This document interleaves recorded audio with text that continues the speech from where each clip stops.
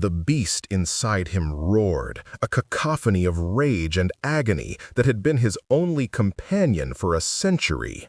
Blood, not his own, dripped from his claws, steaming on the frozen ground as he stood over the bodies of the feral rogues who had dared to corner her. He was a monster, a creature of nightmare forged in the crucible of a witch's dying curse, and he had just unleashed hell to save this fragile scrap of a girl. Her scent, rain-washed lavender and pure, untainted omega, was a balm to the inferno in his soul, and it was the most exquisite torture he had ever known. He turned to leave, to melt back into the shadows where he belonged. But a soft, hesitant voice stopped him. "Please, don't go. Are you hurt?" And then, before he could snarl a warning, her small, trembling hand rose, and her fingers, so impossibly gentle, brushed against the jagged, cursed scar that marred his face. The roar in his soul fell silent. For the first time in 100 years, there was quiet. Wait, before the next revelation unfolds, if this mystery has already captivated you, let us know where you're following this story from. To ensure you don't miss unexpected claims, broken bonds, or awakenings under the moon, subscribe and stay close. Now, back to the scene. His name was Kalen, though no one had spoken it in his presence for decades. He was the ghost of the Blackwood, the cursed one, the alpha whose pack had shattered under the weight of his own damnation. The witch had promised him an eternity of solitude, his wolf a rabid beast forever straining at the leash, his skin a roadmap of the ugliness within. He was untouchable, a walking plague upon the shifter world. Yet, this girl, she touched him. Her fingers traced the ruined landscape of his cheek with a clinical curiosity that held no fear, no revulsion. It was then, as his heart hammered a rhythm it had long forgotten, that he noticed her eyes. They were a stunning shade of pale, misty lilac, but they were unfocused, staring at a point somewhere past his shoulder. She was blind. The realization struck him with the force of a physical blow. Of course, she couldn't see the monster. She couldn't see the twisted flesh, the eyes that glowed with a faint, feral light, the sheer, brutal size of him that sent even the most hardened warriors fleeing. All she could know of him was the warmth of his skin, the sound of his ragged breath, and the act of salvation he had just committed. "Your face," she whispered, her thumb stroking the edge of the scar. "It feels sad." A guttural sound, something between a laugh and a sob, ripped from his throat. Sad? It was a topography of hate, of a moment of weakness that had cost him everything. He snatched her wrist, his grip harder than he intended. Her skin was like silk over fine porcelain. "Don't touch me," he snarled, the beast surfacing, wanting to protect the fragile quiet she had created. He wanted to shove her away, to run until her scent was a distant memory. But her scent, it clung to him, seeping into the cracks of his shattered soul. She didn't flinch. She simply tilted her head, her lilac eyes wide and searching. "Why did you save me?" "Instinct," he bit out, the lie tasting like ash. His instincts were to kill, to maim, to destroy. Saving someone, especially an Omega, was an aberration. "No," she said, her voice soft but firm, radiating a certainty that unnerved him. "When those others, when they had me, I heard you roar, not with your voice, but in my mind. You were angry for me." His blood ran cold. A mind link? With him? Impossible. His curse had severed all his pack bonds, leaving him an island of psychic silence. No one could hear him. No one could reach him. He dropped her wrist as if burned. "You're mistaken." "I'm not," she insisted. "My name is Ilara." He didn't offer his in return. Names were for people who had a place in the world. He was a phantom. "You need to leave this forest. It isn't safe." "They destroyed my camp," she murmured, a tremor finally entering her voice. She gestured vaguely behind her. "I traveled with a small group of Omegas, looking for a place to settle. They were traitors. The rogues, they came so fast." Her sightless eyes filled with tears, and the scent of her sorrow was a physical pain in his chest. "I am all that is left." The beast within him, the one that reveled in bloodshed, snarled in protective fury. He had killed the rogues, but it wasn't enough. He wanted to hunt down their lineage, to erase their memory from the earth for making her cry. This feeling, this possessive, white-hot rage on behalf of another, was terrifyingly new. "There are other settlements," he said, his voice rough. "Go east for 2 days. You'll find the Silver Creek Pack. They'll take you in." "And you?" she asked, taking a hesitant step toward him. "Where will you go?" "Where I belong, in the dark," he growled. He took a step back, needing to put distance between them. The proximity was intoxicating and agonizing. He was a starving man being offered a feast he could never eat. To claim a mate, to feel the bond snap into place, would be to condemn her to his curse. She would feel the rage, the pain, the bloodlust. It would destroy her. "The dark isn't a place," she said quietly, her head cocked as if listening to something only she could hear. "It's a feeling. I know it well. But it's warmer with 2. He recoiled, his heart lurching. Every instinct screamed at him to flee, but his feet felt rooted to the blood-soaked earth. The cold was setting in, a brutal, biting wind that whipped through the trees. She was shivering, dressed in thin, worn clothes, entirely unprepared for the harsh realities of this wilderness. Leaving her here would be a death sentence. The rogues were dead, but the forest had other dangers. Bears, territorial wolves, the unforgiving cold. He had saved her from a violent end, only to potentially abandon her to a slow, freezing one.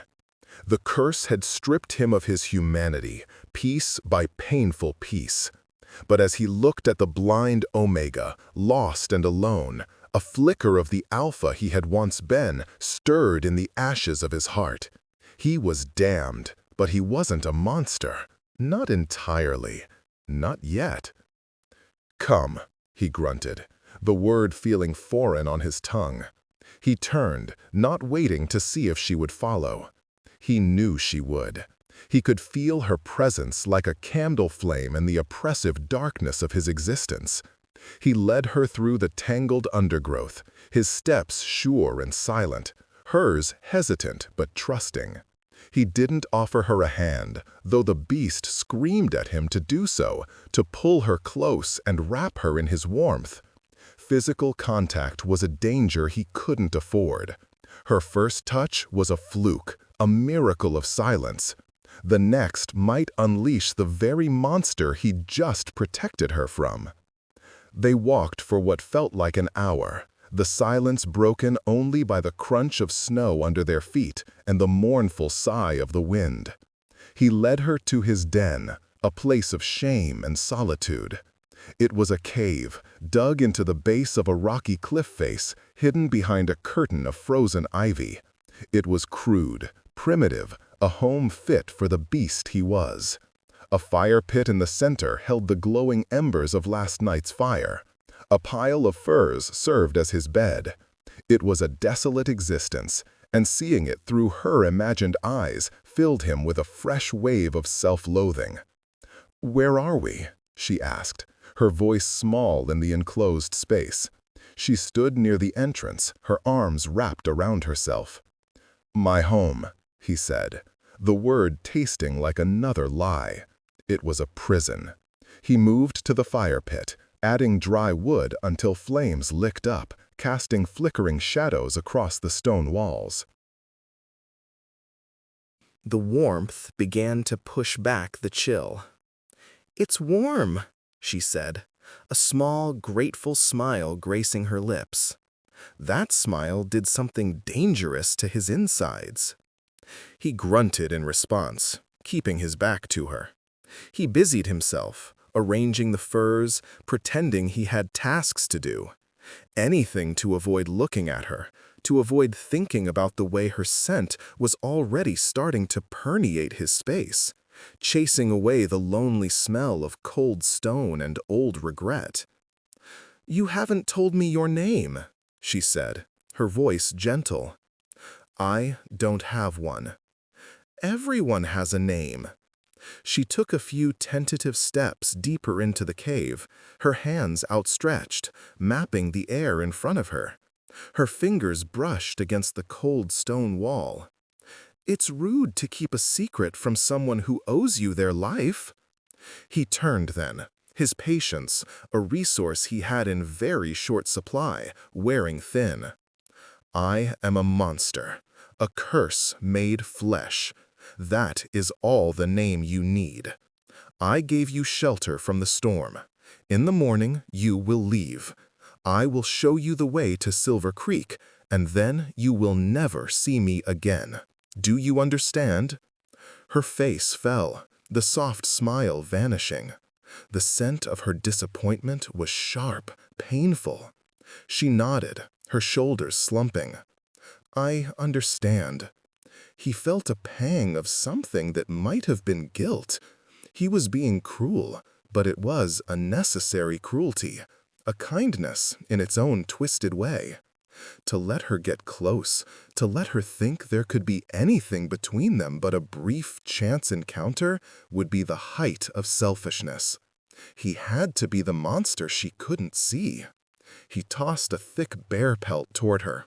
"Sleep," he commanded, his voice harsher than he intended.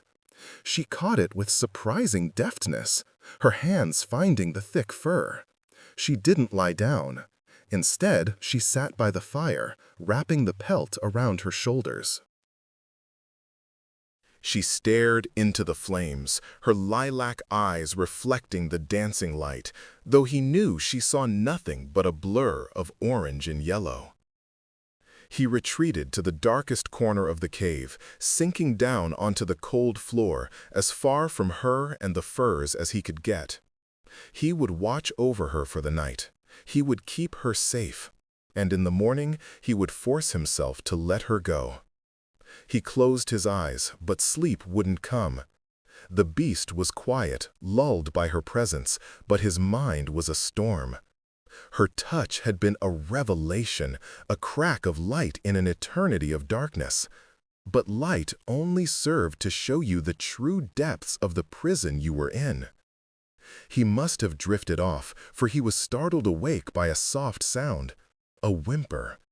He was on his feet in an instant, his senses on high alert, the beast stirring. The fire had burned down to glowing coals, casting the cave in a dim, red light. Elara was thrashing in her sleep, wrapped in the bearskin. "No, please," she cried out, her hands batting at an unseen enemy. "Don't!" A nightmare, the attack. He moved toward her, his every instinct to comfort her, to soothe her. He stopped a foot away, his hands clenched into fists. He couldn't touch her. He didn't know what would happen. "Elara," he said, his voice a low rumble. She didn't wake. She cried out again, a sound of pure terror that sliced through him. The beast roared in his mind, wanting to hunt and kill the memory that haunted her. He knelt beside her, his body a tense knot of indecision. Her scent was thick with fear, a distress signal his alpha nature couldn't ignore. Damn the consequences. He reached out, his hand hovering over her shoulder for a long moment before he finally rested it on her. He expected the beast to surge, to feel the rage spike, but it didn't. There was only a profound sense of rightness. Her skin was warm beneath the thin fabric of her tunic. At his touch, she gasped, her thrashing stilled. Her body relaxed, melting into his touch. She turned toward him in her sleep, her cheek pressing against his hand, and a soft sigh escaped her lips. He stayed like that for a long time, kneeling beside her, his hand on her shoulder, watching the steady rise and fall of her chest. The fear slowly bled from her scent, replaced by the calm, gentle fragrance of lavender and peace. The quiet returned to his soul, deeper this time, more profound. He wasn't just a monster. In this moment, with this girl, he was a protector. He was an alpha. And that knowledge was a more potent poison than any witch's curse, because it gave him hope, and hope was something he had no right to have. The first rays of dawn pierced the gloom of the cave, and Kaelin was already awake. He hadn't slept. He had remained by her side, a silent stone sentinel, until the terror had fully receded from her dreams. He had retreated to his corner before she woke, the memory of her soft skin against his palm a brand on his palm. She stirred as the light grew, sitting up and stretching like a cat. "Good morning," she said to the empty air, a small, hopeful smile on her face. "It's morning," he grunted from the shadows. "Time to go." The smile vanished. "Oh, right." She got to her feet, folding the bearskin with a neat precision that spoke of a life of order, a life so different from his own chaotic existence. "Thank you for the shelter and for last night." He froze. "What about last night?" "My nightmare," she said, her cheeks tinged with pink. "I remember the fear, but then I remember a feeling of safety, of strength. It was you, wasn't it? You comforted me."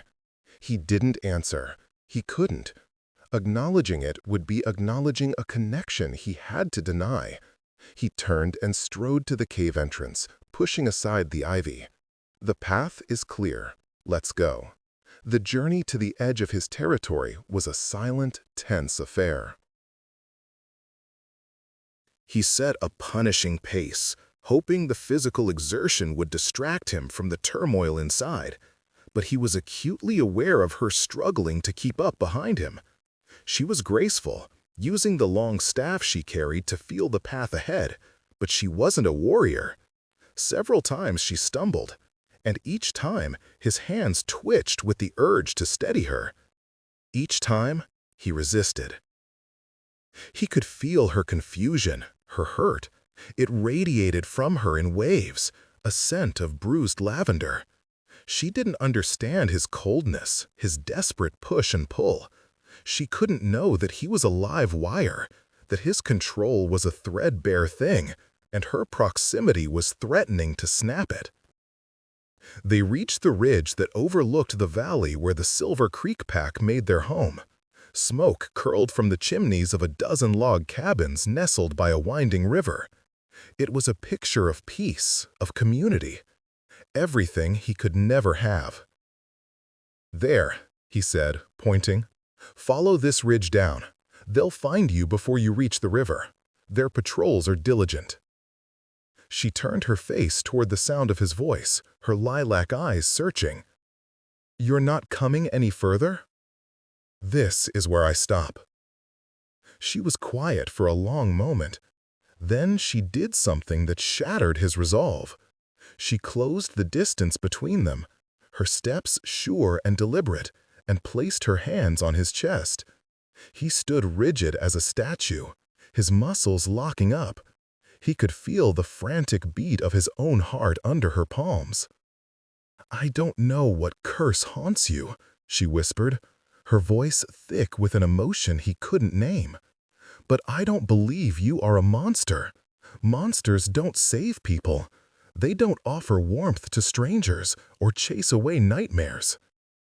You don't know anything, he rasped, his voice raw. I know what I feel, she insisted. Her hands moved from his chest up to his face. He flinched, but he didn't pull away. He was helpless, caught in the gravity of her touch. Her fingers, ever so gentle, traced his scars again. I wish I could see you. I think you must be beautiful. A strangled sound escaped him. Beautiful? Him?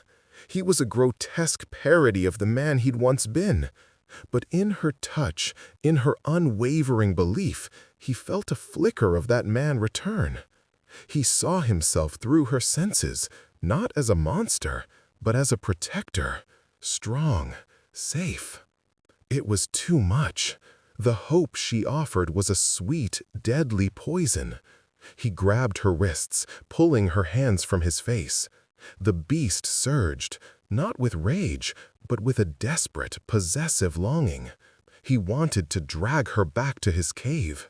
He wanted to hide her from the world, to keep this strange, quiet magic for himself. He wanted to claim her, to bite her, to mark her as his.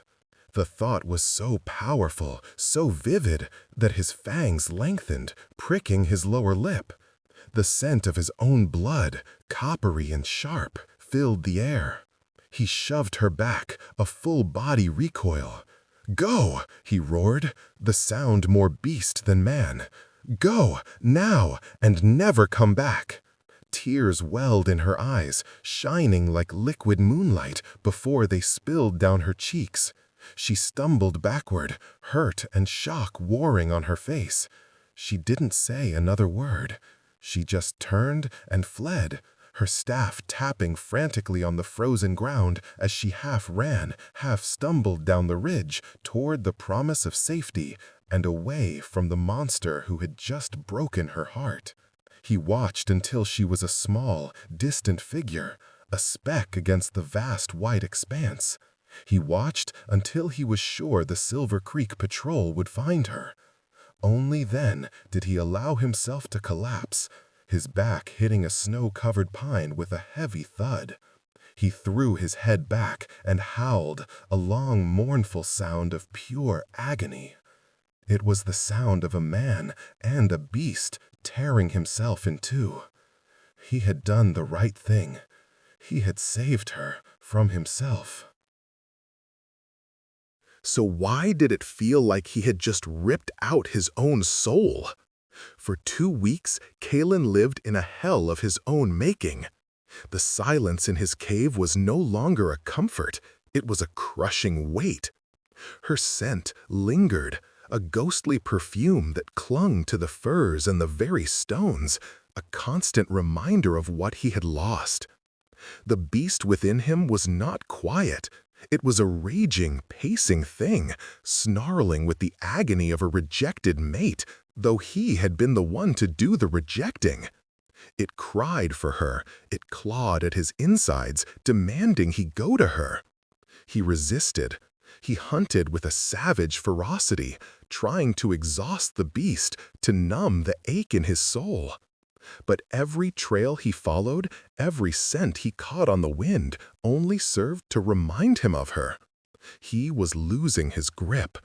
The curse felt heavier, the rage closer to the surface than ever before. He found himself shifting at the slightest provocation, his control slipping through his fingers like sand. He was becoming the monster he had always feared he was. The brief moment of humanity she had given him had only made the descent back into darkness that much more brutal. One night, while tearing into the flesh of a freshly killed elk, a foreign scent on the wind brought him up short. Wolfsbane and fear. The scent was coming from the direction of the Silver Creek pack. He told himself it wasn't his concern. He had severed that tie. Ilara was safe with them. They were a strong pack.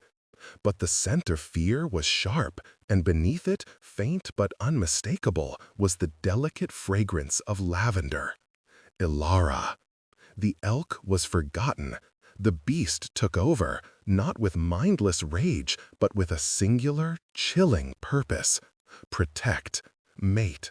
He ran, a gray blur through the moonlit forest, covering the miles with a speed born of desperation. The closer he got, the stronger the scent of violence became. Blood, wolfsbane, and the acrid smell of shifter-on-shifter combat. He burst through the tree line into a scene of carnage. The Silver Creek Pack was under attack, but not by rogues. These were warriors, clad in black leather armor bearing the crest of a jagged mountain.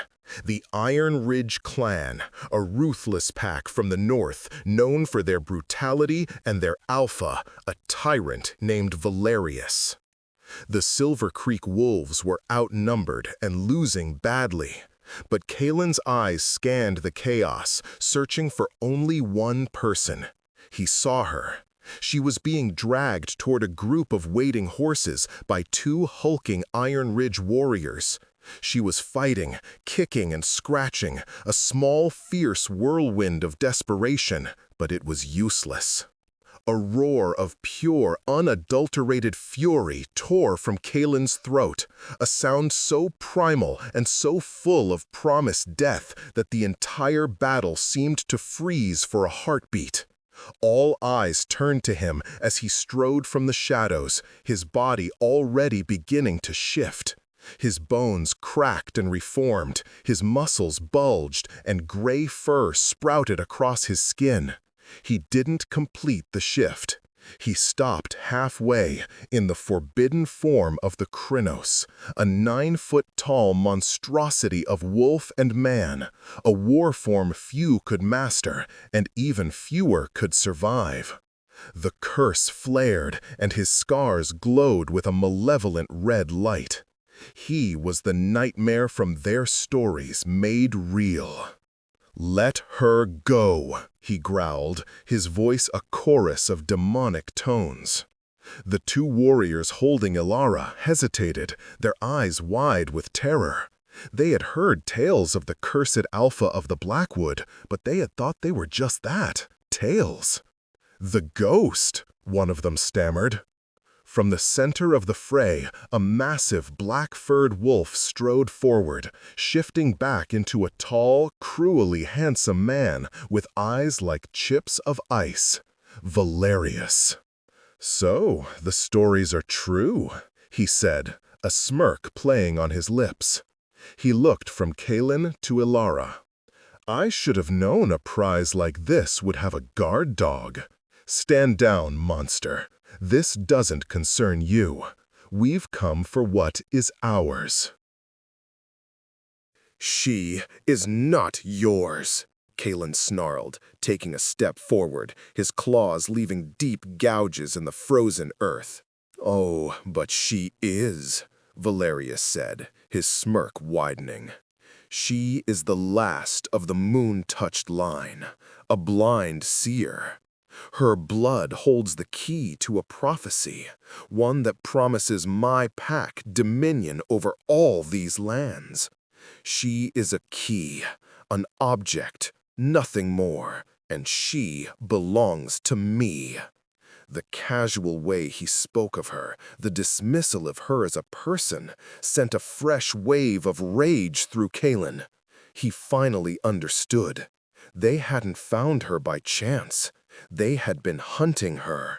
His gaze snapped to Ilara. Her face was pale with terror, but as he looked at her, she seemed to sense his presence. "Kalen?" she whispered, her voice a fragile thread in the chaos. Hearing his name on her lips broke the last of his restraint. He launched himself forward, a 9-foot-tall engine of destruction. He was no longer just a protector, he was an avenger. The two warriors holding Ilara didn't stand a chance. He tore them apart with a brutal efficiency that sent a wave of shock and fear through the Iron Ridge ranks. He reached Alara, gently nudging her behind him with his massive arm, shielding her with his body. He stood over her, a terrifying guardian, and faced Valerius. "You will not touch her again," he vowed, his voice a low, rumbling promise of death. Valerius's smirk had vanished, replaced by a snarl of fury. "You think your curse makes you powerful. It makes you an abomination. Kill him. The Omega is mine." The Iron Ridge warriors, bolstered by their Alpha's command, surged forward. Kalen met them head-on. It wasn't a fight, it was a slaughter. He moved with a speed and grace that belied his size, his claws and fangs his weapons. He was the personification of war, every ounce of his century of pain and rage focused into this single violent release. He was protecting he couldn't bring himself to think the word. It was too precious, too painful. But the thought was there, a burning ember in his soul. Mate. He fought with the strength of a cursed Alpha, but they were many. For every one he cut down, 2 more took its place. He took a slash to the arm, a deep bite to his leg. The wounds barely slowed him. Pain was an old friend. He could see Valerius circling, waiting for an opening. The tyrant wasn't a fool. He was letting his warriors wear Kalen down. It was then that Kalen felt a small hand on his back. Ilara. "Kalen, your mind, it's so loud," she whispered, her voice trembling. "It's full of pain." "Get back," he ordered, throwing another warrior aside. "No," she said, her voice gaining strength. "He said I am a seer. He said my blood is the key. My grandmother told me stories of moon-touched women who could soothe the savage heart, who could heal what was broken." She pressed her palm flat against the center of his back, over his raging heart, and she began to hum. It was a low, ancient melody, a wordless lullaby that seemed to vibrate through his very bones. A soft, silvery light began to glow from her hand, seeping into him. The rage, the fire of the curse did not vanish, but it shifted. It became focused, honed, a weapon he could wield instead of a fire that consumed him. The pain in his mind lessened, the chaotic roar of the beast quieting into a lethal growl of intent. He felt clear. For the first time since the curse had taken him, he felt in control of the monster. "What did you do?" he breathed, looking back at her over his shoulder. Her face was serene, her lilac eyes glowing with a faint inner light. "I'm helping," she said simply. Valerius saw the light, saw the change in Kalen's eyes, and his face twisted with greed and rage. "The power awakens! She's even more valuable than I thought. Take her! I don't care if you have to kill the monster to do it!" Kalen turned back to the fight, but this time he was different. He was not just a beast. He was a warrior. He moved with the deadly precision of the Alpha he had once been, combined with the raw power of the curse. He was a perfect fusion of man and monster, a walking legend of death. The Silver Creek Wolves, inspired by his stand, rallied. They fought with renewed vigor, pushing the Iron Ridge invaders back. Kalen carved a path directly toward Valerius. The other Alpha's eyes widened as he realized his warriors were not going to stop the Cursed One. He shifted, his black wolf form massive and powerful, and met Kalen's charge. The 2 Alphas clashed in a whirlwind of fur and fangs. They were a storm of violence, a battle for dominance, for the future, for the Omega who stood at the center of it all, her hands still glowing with a soft lunar light. Kalen was stronger, fueled by a century of repressed power, but Valerius was cunning and ruthless. He went for Kalen's injured leg, trying to cripple him. But Kalen had something Valerius didn't. He had a reason to fight beyond greed and power. He was fighting for the quiet in his soul. With a final desperate roar, he got his jaws around Valerius's throat. There was a sickening crunch, and it was over. The alpha of the Iron Ridge clan fell, his lifeblood staining the snow crimson. A collective gasp went through the battlefield. The remaining Iron Ridge warriors froze, their alpha bond snapping, leaving them lost and leaderless. The fight was over. Kalen, bleeding from a dozen wounds, his body screaming in protest, shifted back to his human form. He was naked, covered in blood and grime, his scars a stark relief against his pale skin. He looked like the demon they had all thought he was. He ignored the stares of the Silver Creek pack. He had eyes for only one person. He walked to Elara, his steps heavy. She lowered her hand, the silvery light fading. She looked exhausted but unharmed. He stopped in front of her, his heart pounding. The world seemed to fade away until it was just the two of them. "Kalen," she breathed, her hand rising, not with hesitation this time, but with a profound and unwavering certainty. She placed her palm against his cheek over the most prominent of his scars. A warmth spread from her touch, not the searing heat of the curse, but a gentle, healing heat. He could feel the damaged tissue beneath her hand knitting itself back together, the ancient magic of the curse receding from her touch like darkness from the dawn. "You're hurt," she whispered, tears in her glowing eyes. "It's nothing," he rasped. He covered her hand with his own, pressing it tighter against his face. He leaned into her touch, a silent surrender.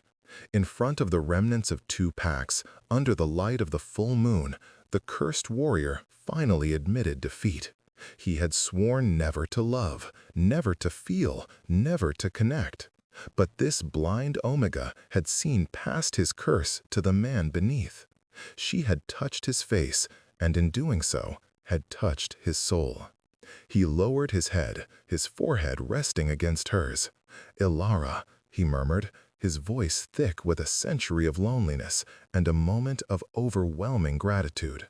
And then he said the words that he knew would bind them forever, curse or no curse, damnation or salvation.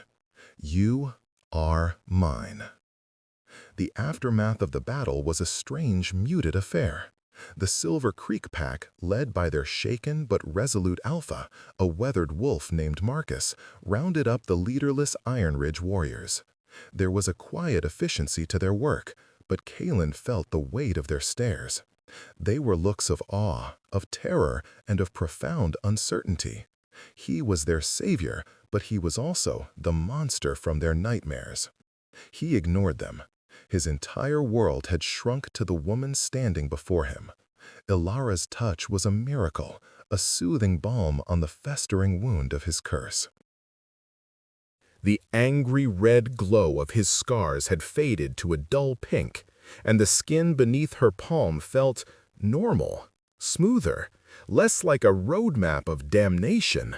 Marcus approached them cautiously, his posture respectful but wary. "We owe you a debt that can never be repaid, cursed one." Kalen's head snapped up, a low growl rumbling in his chest at the title.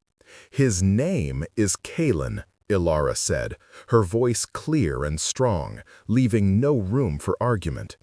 She did not move from his side, her hand still cupping his cheek, a silent declaration of ownership that echoed his own. Marcus blinked, taken aback by her possessiveness, but nodded. "Kalen," he amended, "our pack is in your debt. Our healers should see to your wounds. You are welcome here." The offer was unprecedented. For 100 years, he had been an outcast, shot at, driven away from every settlement he had ever neared. To be welcomed? It was a foreign concept. He looked down at Ilara, at the fierce, protective set of her jaw. She was the reason for this. She had changed everything. "Thank you," Kalen said, the words feeling stiff in his throat. "But my wounds will heal. I need to get her somewhere safe." His eyes scanned the woods, the lingering scent of Valerius's ambition a sour note on the air. He didn't trust this newfound peace. Valerius had spoken of a prophecy. Others would come for her. "She is safest with us," Marcus argued gently. "We can protect her." Kalen let out a short, harsh laugh. "As you protected her tonight, Valerius walked into your territory and nearly took her from under your noses. She needs more than a pack. She needs a monster." His gaze locked with Ilara's, and he saw not fear, but understanding. She knew what he was. She had felt the rage in his mind, the power of his curse, and she was not afraid. "I will go with Kalen," she said, her decision final. A murmur went through the watching wolves. For an Omega, especially one of her apparent value, to willingly choose the company of a cursed pariah over the safety of an established pack was unthinkable. "Ilara, be reasonable," Marcus began. "I am being reasonable," she countered, her voice ringing with an authority he'd never heard from her before. The power she had awakened had changed her, settled a mantle of confidence on her shoulders. "He is my protector. I am his anchor. We belong together." Anchor. The word resonated deep within Kalen's soul. It was what she was. She didn't extinguish the storm inside him, but she gave him a focal point, a reason to control it. She was the anchor that kept his ship from being dashed upon the rocks of his own rage. Without another word, Kalen scooped her up into his arms. She was light, yet she felt solid, real, the most precious burden he had ever carried. She looped her arms around his neck without hesitation, nestling against his chest as if she belonged there. And she did. Gods, she did. He gave Marcus a final, curt nod. "We will be in the Blackwood. If you have need of me, you know where to find the ghost." He used the name himself, reclaiming it from a curse into a title. He was the ghost, the guardian of this forest, and now he was the guardian of this woman. He turned and strode back into the trees, leaving the shocked and silent pack behind. He moved with a newfound purpose, his battered body ignoring its complaints. Every step he took away from them and deeper into his own territory felt like a step toward home. A true home, not just a den of stone and solitude. He carried her all the way back to his cave, his long strides eating up the distance. She was silent for most of the journey, her head resting on his shoulder. He could feel her breathing, smell the lavender and moonlight scent of her, and with every passing moment, the bond between them solidified, a silent, powerful thing growing in the space between their hearts. It was not the explosive, fiery snap of a typical mating bond. It was something deeper, quieter, forged not in destiny, but in choice, in shared darkness and emergent light. When they reached the cave, he gently set her down. The fire had died, and the cave was cold and dark, but it didn't feel empty anymore. "Kalen," she said softly into the darkness, "I'm here." He moved to the fire pit, his hands working automatically to build a new fire. Soon, flames were dancing, pushing back the shadows. He turned to look at her. She was standing in the center of the cave, her sightless eyes turned in his direction. There were 1,000 things he wanted to say. "I'm sorry for pushing you away. Thank you for not giving up on me. I think I'm falling in love with you." But the words were trapped behind a century of silence. She saved him from having to try. She smiled, a radiant, beautiful thing that lit up her whole face. I told you the dark is warmer with two. He couldn't help it. A real smile, the first in 100 years, touched his own lips. It felt strange, like stretching a muscle he hadn't known he possessed. He crossed the distance between them, stopping just before her. He raised a hand, his fingers tracing the curve of her jaw, his touch infinitely gentler than it had any right to be. "The prophecy Valerius mentioned," he said, his voice low and serious. "Others will come." "I know," she said, her smile not faltering, "and we will face them. It won't be easy. My life is hard, violent. My life has been one of fear and running," she countered. "With you, for the first time, I don't feel afraid. I feel safe." She leaned into his touch, her eyes fluttering shut. "Your curse and my gift." They are connected, aren't they? Two sides of the same coin. Ancient magic. He hadn't thought of it like that, but it felt true. A curse of rage and darkness, a gift of soothing and light. A perfect, terrifying balance. "It seems so." "Then we will learn about them together," she said, as if it were the simplest thing in the world. He looked at her, truly looked at her strength, her resilience, her impossible, unwavering faith in the monster in front of her. The beast inside him was quiet, content. It lay curled around the warmth she had placed in his soul, at peace for the first time in its tortured existence. He was still cursed, he was still a killer, but he wasn't just a monster anymore. He was hers. He lowered his head and, with a reverence he hadn't known he was capable of, he pressed his lips to hers. The kiss was not one of passion, not yet. It was a kiss of promise, a kiss of homecoming. It was a silent vow that the cursed warrior would spend the rest of his blighted existence protecting the blind Omega who had saved him not with sight, but with touch. Her hands came up to tangle in his hair, pulling him closer. And in the warm, fire-lit cave, surrounded by the ghosts of a lonely past, two broken souls began to make each other whole. The world outside would come for them, with its prophecies and its greed. But in here, in this moment, they had found their own small, defiant peace. And for now, it was enough. It was everything. The days that followed settled into a rhythm that was both new and profoundly natural. Kalen, for the first time in his life as the Cursed One, was not alone.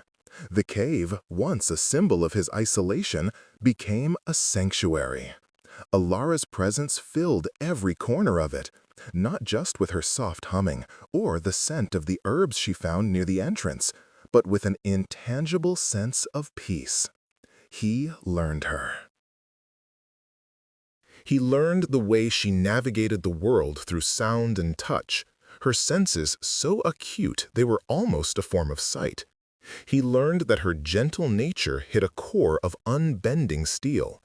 She was not a damsel to be protected, but a partner to be cherished. She, in turn, learned him. She was unafraid of his sudden silences, of the darkness that still flickered in his eyes. She would simply reach for his hand, her touch a silent question, an offer of solace. Her gift, as they called it, was a constant source of wonder. She couldn't heal his curse, not completely. It was too old, too deeply woven into the fabric of his being. But she could soothe it. When he felt the rage building, the beast straining at its leash, she would place her hands on him and hum her strange ancient lullaby. The silver light would glow, and the fire in his blood would cool to manageable embers. He began to feel less like a man possessed by a demon, and more like a man who simply had a darker, more powerful wolf than most. It was a part of him, not the entirety of him. One afternoon, as he was teaching her how to distinguish the calls of different birds, she grew quiet. "What is it?" he asked, his senses immediately on alert. "The prophecy," she said softly. "I've been seeing it, in my dreams, flashes, a throne of black stone, a wolf of shadow and a wolf of light, a crown of moonlight." Kalen's jaw tightened. "It's nothing, Ilara, the ravings of a tyrant." "No," she said, turning her sightless eyes to him. "It feels real. It feels like our story. Valerius wanted to use my blood to claim the power for himself. He wanted to control the Wolf of Shadow." "Me," Kalen growled. "Yes, but he had it wrong. The power isn't meant to be controlled. It's meant to be balanced. The prophecy isn't about dominion. It's about unity." She reached out, her hand finding his scarred cheek. Her touch was as familiar and necessary as breathing now. "It's about us." The idea was terrifying. He was a creature of the dark, a pariah. To be part of a prophecy, to be a king of anything, was a fate he had never imagined and never wanted.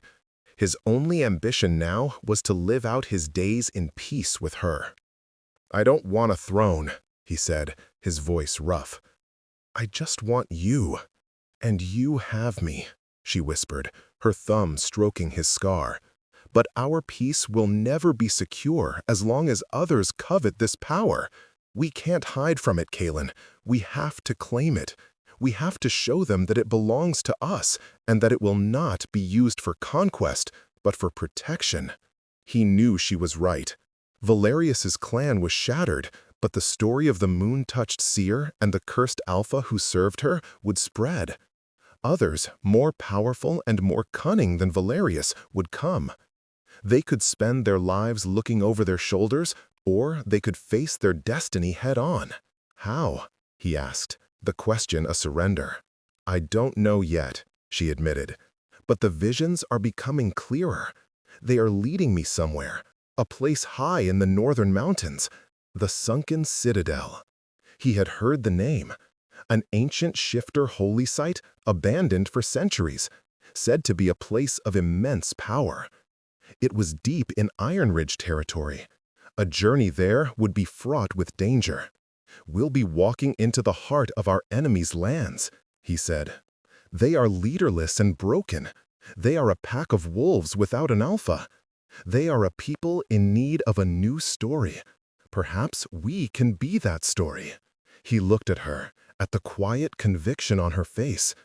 This was the Omega who had been a refugee, who had stumbled through the woods, lost and alone.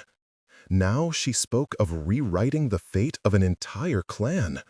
She had awakened not just her power, but her purpose. And his purpose, he was beginning to understand, was to stand beside her. "All right," he said, the word sealing their fate. "We go to the Sunken Citadel. We face this prophecy together." She leaned forward and kissed him, a deep, lingering kiss full of love and a shared, uncertain future. As she pulled back, the faint silver light flickered in her eyes. "My grandmother used to say that destiny is not a path you find, but a path you make." He cupped her face in his hands, his gaze intense. "Then let's go make one." The final image of their old life was of the two of them standing at the entrance to the cave that had been both his prison and their sanctuary, looking out at the vast, dangerous world. He was the cursed warrior who had sworn off love. She was the blind Omega who had been saved. But that was who they had been. Now they were something more. He was her guardian, her shadow wolf. She was his seer, his wolf of light. They were a prophecy waiting to be written, a king and queen of a kingdom they had yet to claim. Hand in hand, they stepped out of the shadows and began their journey toward the dawn.